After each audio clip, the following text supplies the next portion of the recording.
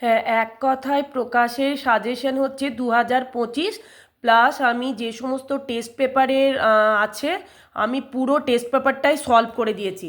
দেখবে যেগুলো ব্লু কালারের বা মার্ক করা আছে, পাশে পাশে লেখা আছে, সেইগুলোই কিন্তু টেস্ট পেপারের, ঠিক আছে?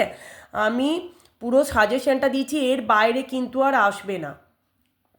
তো তোমরা এটা করে নিও, আমি পুরো দিয়ে দিচ্ছি। এটা হচ্ছে এক কথায় প্রকাশ, ঠিক আছে?